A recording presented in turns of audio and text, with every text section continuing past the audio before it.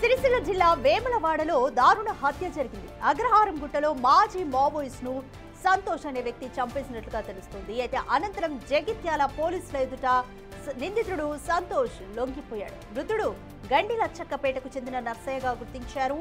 అయితే 1979లో తన తండ్రిని నర్సయ్య చంపాడంటున్నాడు సంతోష్. పథకం ప్రకారమే చంపేసినట్లుగా చెప్తున్నారు పోలీసులు.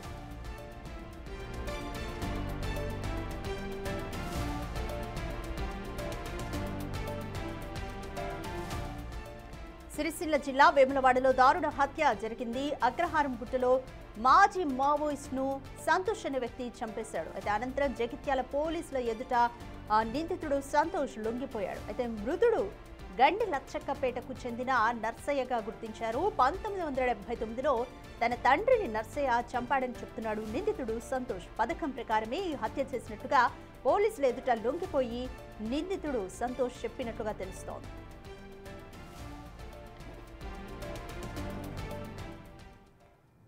మోర్ డీటెయిల్స్ మా ప్రతినిధి శ్రీనివాస్ అందిస్తారు. శ్రీనివాస్, మృతుడు నర్సయ్య అలాగే నిందితుడు సంతోష్ కి మధ్య ఉన్న వివాదం ఏంటి? 1979లో తన తండ్రిని చంపాడన్న పగతోనే సంతోష్ ఇప్పుడు హత్య చేశాడా? పోలీసులు ఏం చెప్తున్నారు? రాధిక, ఒక పథకం ప్రకారమే యూట్యూబ్ ఛానల్ లోపల ఇంటర్వ్యూ చేస్తానని చెప్పి గుట్టల్లోకి పిలిచి మరి హతమార్చినట్టుగా అయితే నిర్ధారణకు వచ్చింది.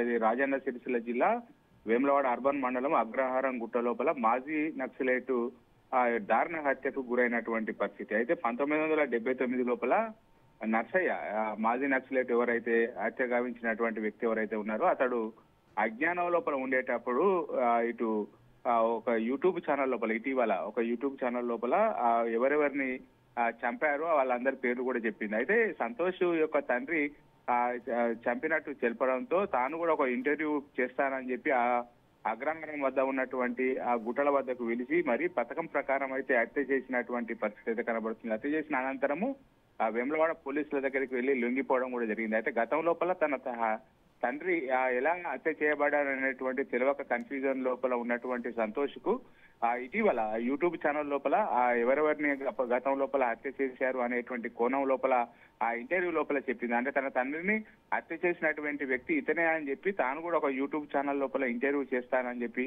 ఆ మాజీ నక్సలైట్ అజ్ఞాతవాసం గురించి ఇంటర్వ్యూ చేస్తానని చెప్పి అక్కడికి పిలవడం జరిగింది. పథకం ప్రకారం అయితే అతన్ని హత్య చేసినటువంటి పరిస్థితి. వెంటనే వెళ్లి వేములవాడ పోలీసులకైతే లొంగిపోయినటువంటి పరిస్థితి అయితే కనబడుతుంది. Radhika, thank you Srinivas.